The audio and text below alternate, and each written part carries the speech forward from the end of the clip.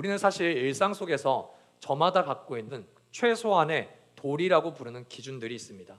사람이 사람을 대하는 것에 있어서 이 정도는 지켜줘야 된다 라며 저마다의 선, 기준이 조금씩 있는 것 같습니다. 그래서 보통 이 선을 누군가가 나에게 조금 침범할 때, 조금 무례할 때 얘 선 넘네 이런 표현을 자주 씁니다.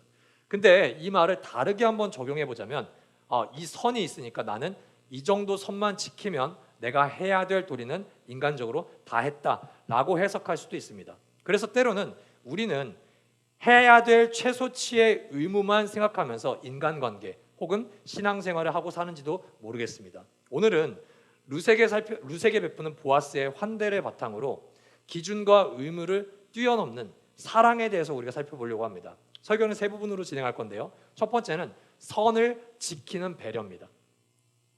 두 번째는 선을 넘어서는 사랑입니다. 그리고 마지막으로는 사랑을 발견하는 이름에 대해서 우리가 설교를 나누겠습니다. 첫 번째, 선을 지키는 배려입니다. 룻기 2장 15절을 다 같이 한번 읽어보겠습니다. 시작.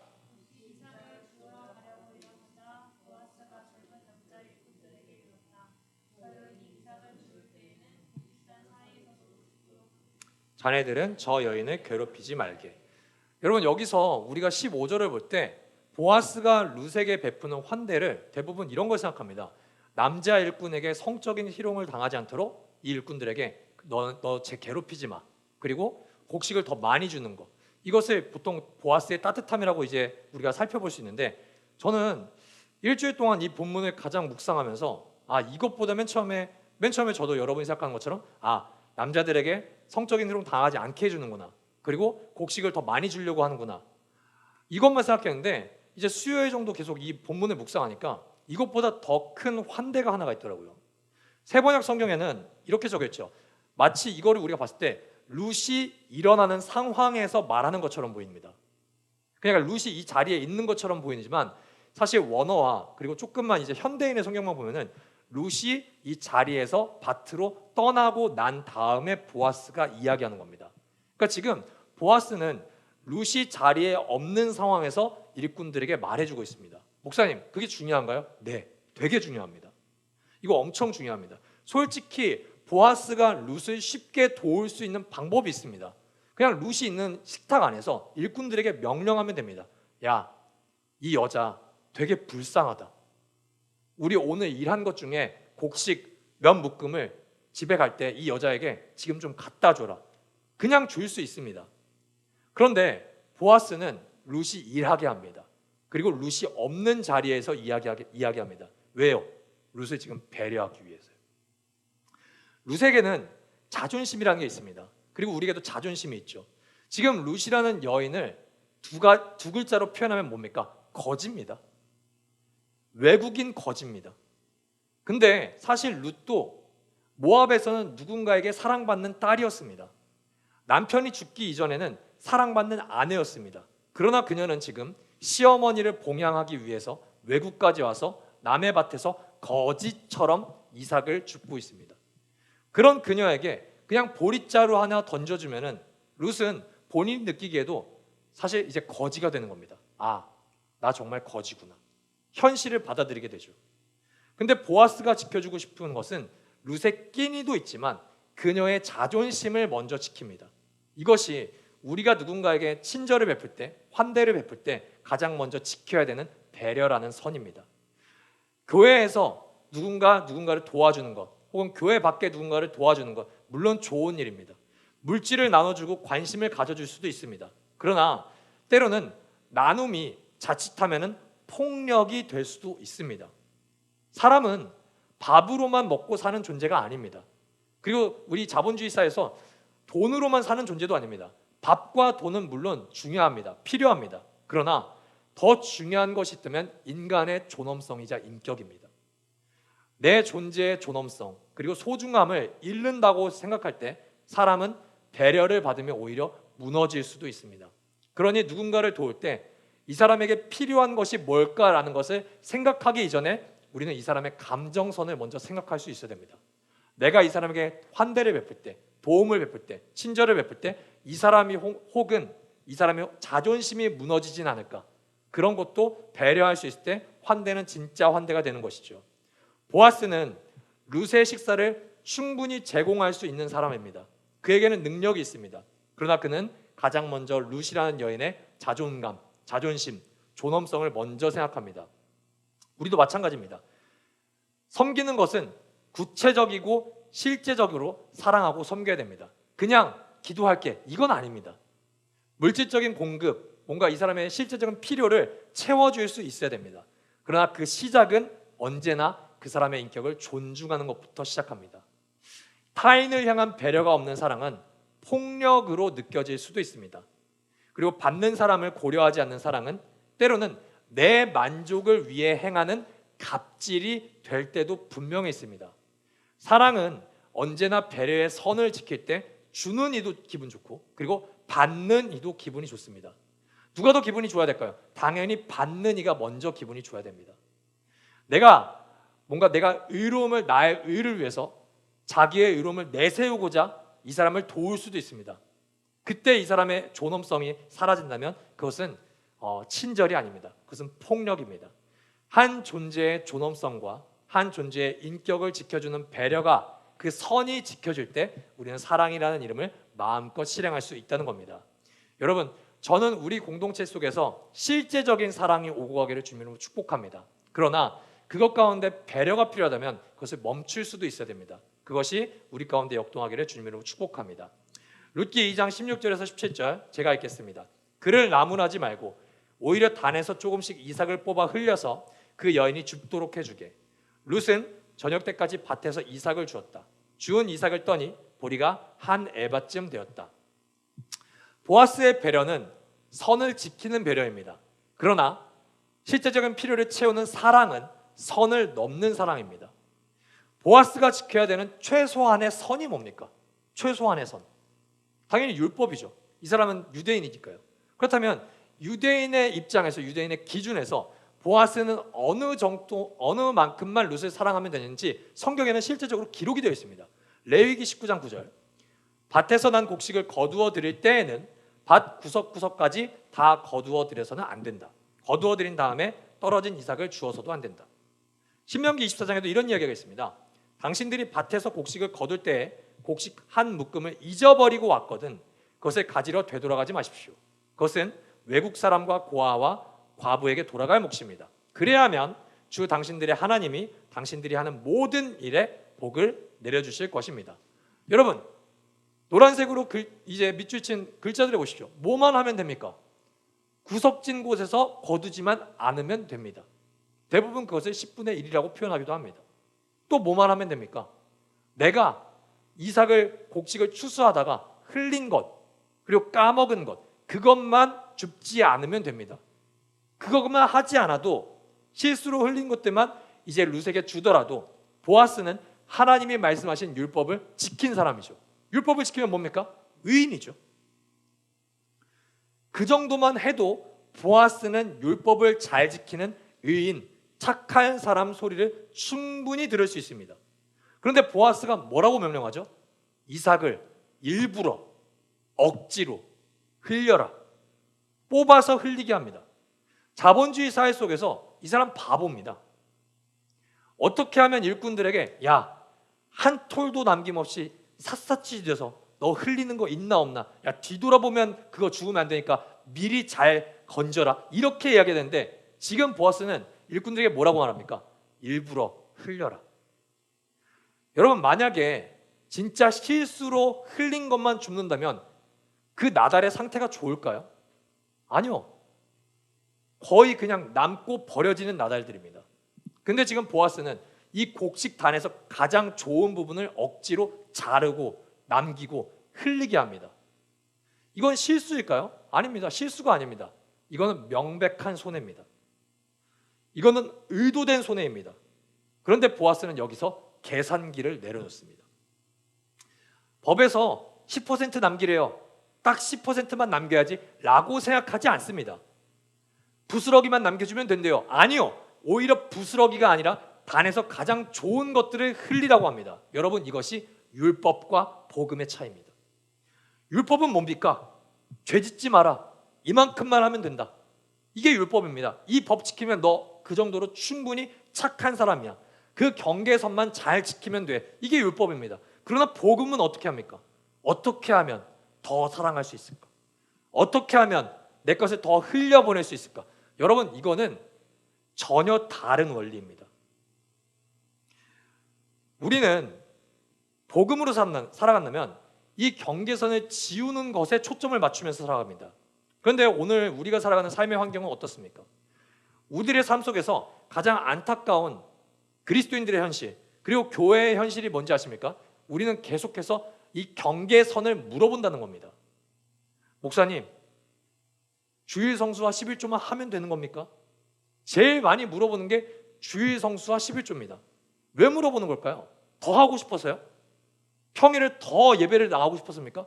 11조가 아니라 13조를 드리고 싶었습니까? 아닙니다. 이 질문의 의도가 뭡니까? 주일 예배 말고 더 할 게 있습니까? 라고 묻는 게 아닙니다.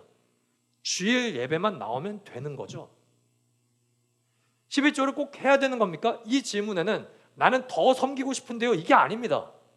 이것만 하면은 나는 내가 할 최소한의 도리를 다 하는 거죠.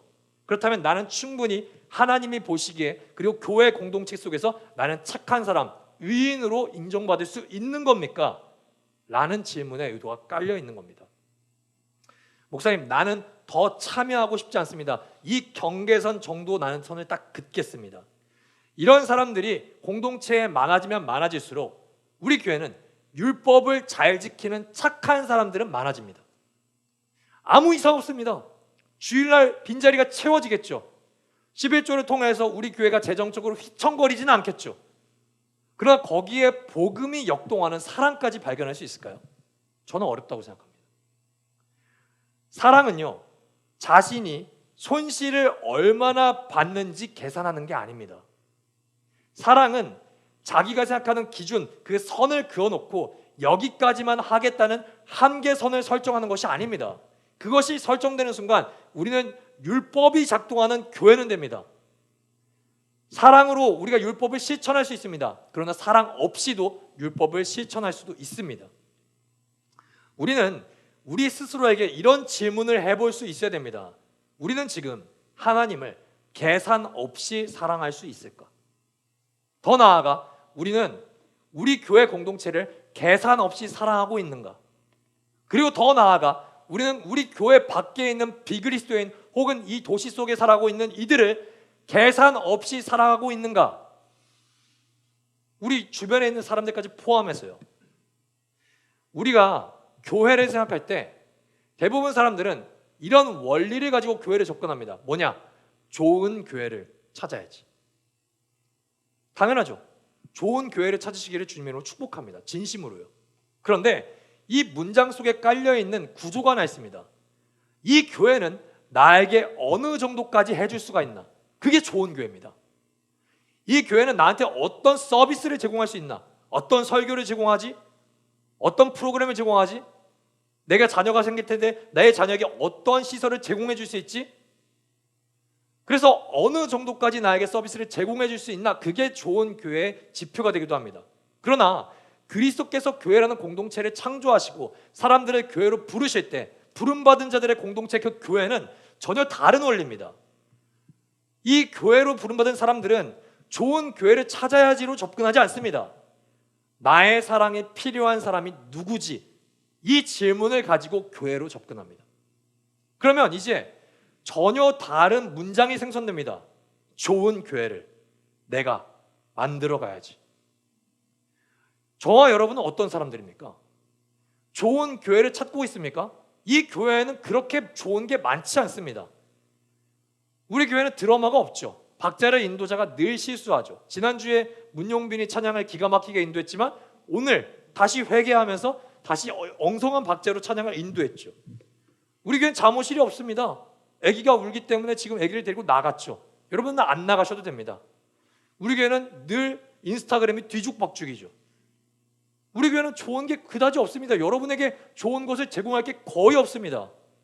여러분, 좋은 교회를 찾고 계시다면 이 지하에 공기청정기까지 들여놔야 하는 교회가 아니라 쾌적하고 좋은 교회로 가시면 됩니다. 그러나 정말 좋은 교회는 좋은 교회를 만들어 가려는 사람들이 있는 교회, 그곳이 좋은 교회입니다.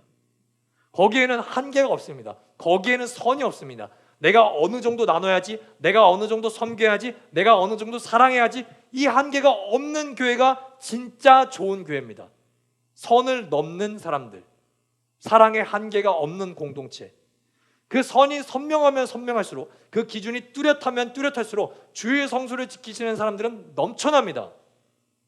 11조를 잘하는 사람들이 많아지겠죠. 근데 그 선이 뚜렷하면 뚜렷할수록 무슨 일이 생기냐?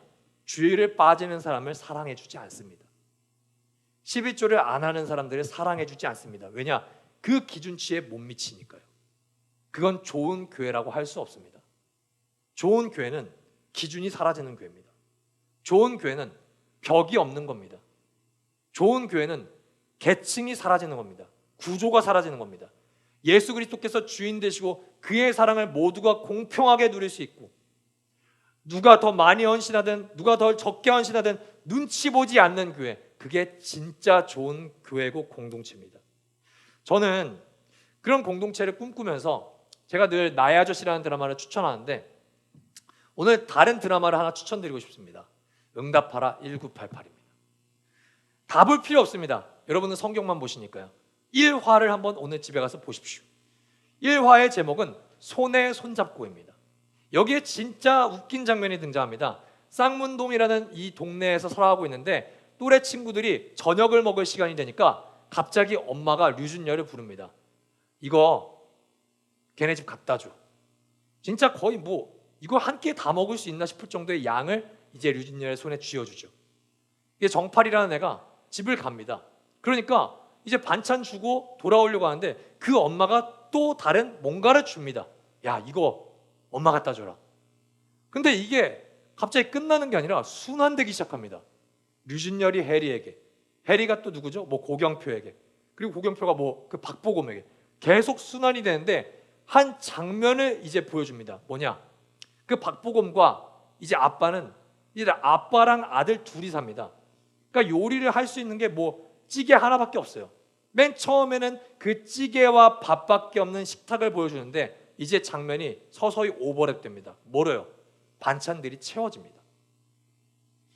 여러분, 룰이 있나요? 쌍문동의 룰, 반찬 200g에 대해서는 국 200g. 일단 룰이 있나요? 아니요, 룰이 없습니다. 여기서 무게를 재는 것도 없고, 여기서 내가 반찬을 못 준다고 해서 욕먹는 것도 없습니다. 그런데 이 사랑이 순환됩니다. 아무도 계산하지 않는데, 계산하지 않는 사랑이 각자의 식탁에, 각자의 문턱을 넘어서 서로의 식탁을 침범하기 시작합니다. 배려를 동반해서요.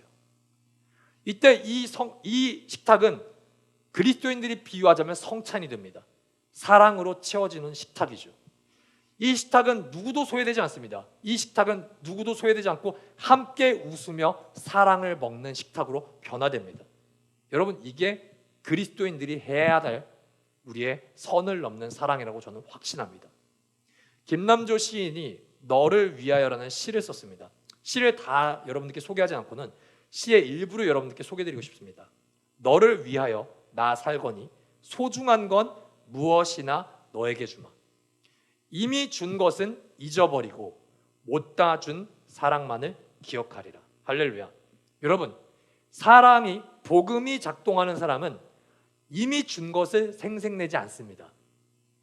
이미 준 것을 기억하지 않습니다. 이미 준 것을 계산하지 않습니다.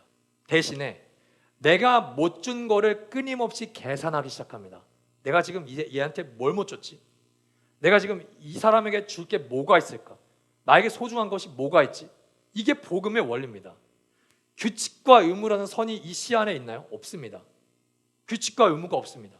이 선을 넘어설 때 우리는 이만큼 하면 되겠지라는 문장이 우리의 신앙생활 가운데 사라지기 시작합니다. 이만큼 하자. 이 틀이 있지. 아니요. 이 틀을 벗어날 때 우리는 예수 그리스도의 사랑의 풍성함을 우리가 체험할 수 있습니다. 저는 우리의 신앙이 이론으로 머물지 않기를 주님의 이름으로 축복합니다. 그러려면 우리의 틀을 지우십시오. 이 정도 하면 되겠다. 아니요. 이 정도 해서 되지 않습니다. 이 정도를 안 해도 당신을 사랑합니다. 그러나 당신이 복음을 누리기 위해서는 그 정도, 그만큼을 넘어서는 한 걸음을 누구에게 가보는 경험이 있어야 됩니다. 그때 당신은 성경이 말하는 복음이 당신에게 실제로 되는 경험을 누릴 수 있게 되기를 주님의 이름으로 축복합니다. 자, 그렇다면 마지막입니다.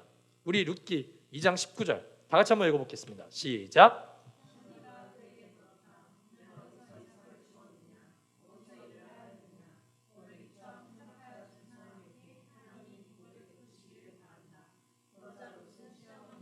자기가 누구네 밭에서 일하였는지를 말하였다.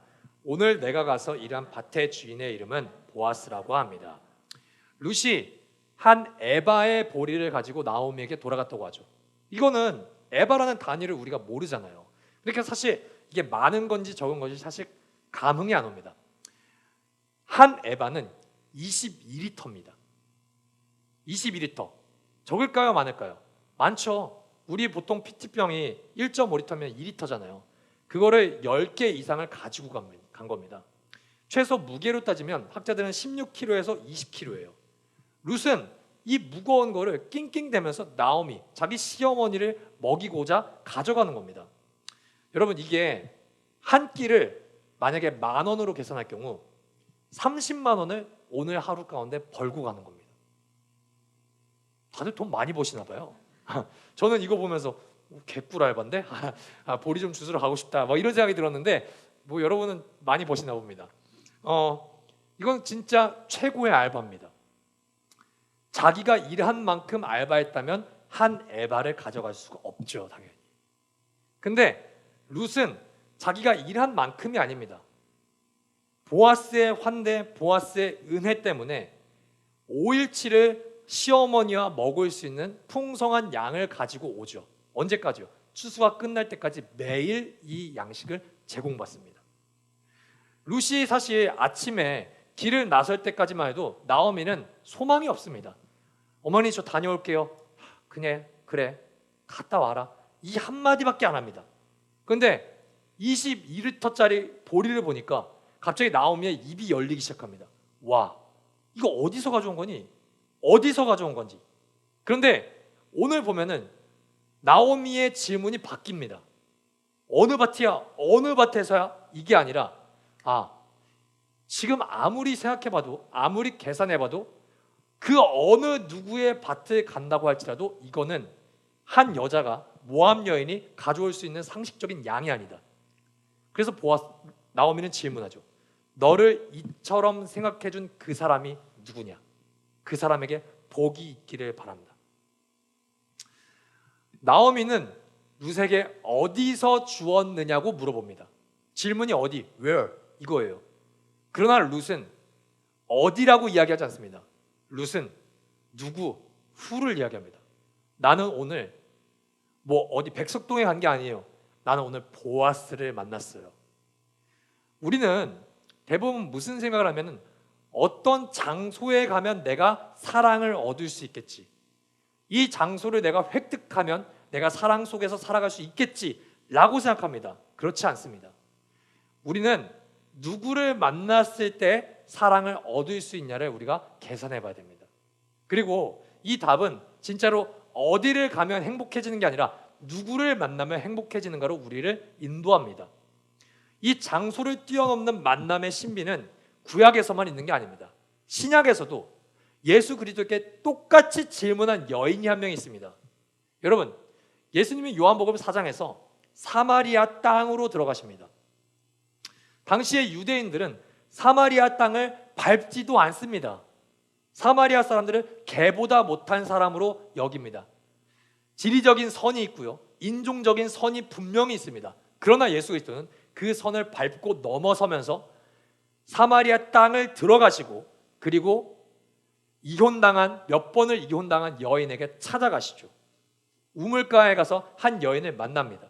그 여인도 룻과 같이 세상의 소외와 상처 속에서 텅 빈 마음으로 물을 기르러 온 사람이었습니다. 여기서 예수님은 3가지 선을 넘습니다.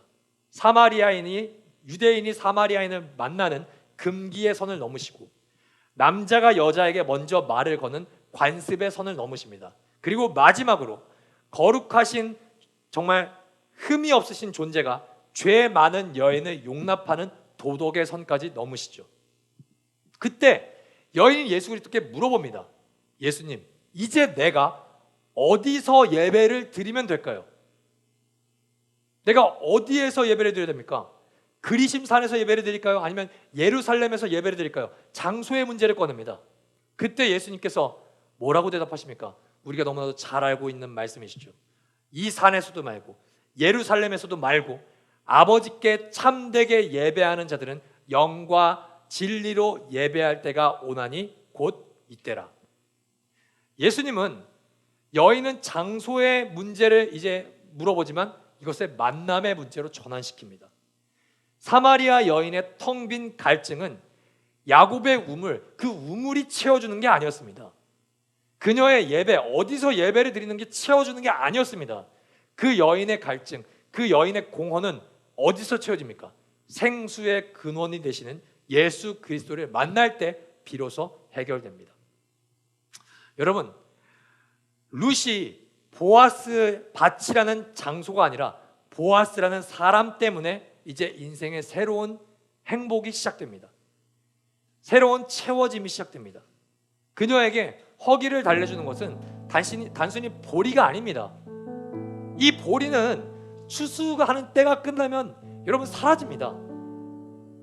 21리터씩 매일매일 거둘 수 있는 게 아닙니다. 어느 순간부터는 추수의 때가 끝나면 이 여인은 다시금 나는 오늘 먹고 살 수 있을까? 라는 걱정 속에서 살아가야 됩니다. 그러나 이 여인이 보아스의 밭으로 가는 게 아니라 보아스에게 간다면 이 여인은 죽을 때까지 배고프지 않습니다. 왜냐? 이 여인은 누가 책임지기 때문이죠? 보아스가 책임지기 때문입니다. 우리는 때로는 허기를 달래고 싶어서 이 자리에 올 때가 참 많습니다. 하나님, 나를 좋은 직장으로 보내주십시오. 하나님, 나를 좋은 교회로 보내주십시오. 하나님, 나를 좋은 배우자를 만나게 해주십시오. 우리는 그것에 목마름이 있습니다. 인정합니다. 저도 그런 목마름을 갖고 살아갈 때가 너무나도 많습니다. 그러나 그 목마름이 해결되던가요? 아니요, 그건 해결되지 않습니다. 완벽한 직장이 없고 완벽한 배우자가 없습니다. 그리고 완벽한 교회가 없습니다. 어떤 장소에서 나에게 뭘 공급해 줄 수 있을까를 끊임없이 계산하고 끊임없이 묵상하면은 우리는 계속해서 목마름으로 우리를 인도하게 됩니다. 우리는 이 목마름을 해결할 방법이 없습니다. 그러나 우리를 예수 그리스도에게로 인도한다면, 우리의 발걸음이 예수 그리스도에게로 발걸음을 걸어간다면 우리는 더 이상의 어떤 조건이나 한계를 마주치는 것이 아니라 우리의 텅 빈 마음을, 그 목마름을 해결시키는, 더 이상 목마르지 않게 하시는 하나님의 은총을 날마다 경험하게 됩니다. 사랑하는 여러분, 예수 그리스도께로 여러분을 초대합니다. 오늘 당신의 갈급함과 목마름을 가지고 예수 그리스도께 오십시오. 당신의 기도 제목은 당신이 원함이, 당신의 소원이 당신에게 찾아왔을 때 해결되는 것이 아닙니다. 당신의 기도 제목은 당신이 예수 그리스도를 만나는 그 순간 해결되게 되어 있습니다. 우리는 그리스도를 만날 때 텅 빈 우리의 심령이, 공허했던 우리의 심령이 충만함으로 채워지는 것을 경험하게 됩니다. 혹시 여러분, 오늘 예배 가운데 여러분의 그 공허함이, 여러분의 허기가 그리스도로 인하여 채워졌다면 이 예배가 마치고 이 문을 나설 때 이제 그 충만함을 가지고 당신들이 갖고 있던 선을 넘어서 이웃에게 찾아가십시오. 이웃들에게 찾아가서 내가 이웃에게 무엇을 소중한 것을 줄 수 있을까? 그래서 어떻게 배려하면서 공급할 수 있을까? 그들에게 찾아가십시오. 그리스도께서 우리를 부르신 곳은 오늘 이 시간은 이곳일지 모르나 이제 예배가 끝나고 우리가 나아가는 순간부터는 우리를 하나님께서는 타인에게 초청하십니다. 그리고 우리는 그들의 필요를 우리가 아낌없이 채워줌을 통하여서 그리스도께서 원하셨던 영과 진리의 예배가 비로소 무엇인지를 경험하게 됩니다. 여러분, 하나님이 원하시는 정말 신령과 진정으로 드리는 제사는 반드시 타인과의 교제가 포함되어 있습니다. 그러니 하나님과 충만한 교제를 누리시고 이웃에게 여러분의 발걸음을 향해 가십시오.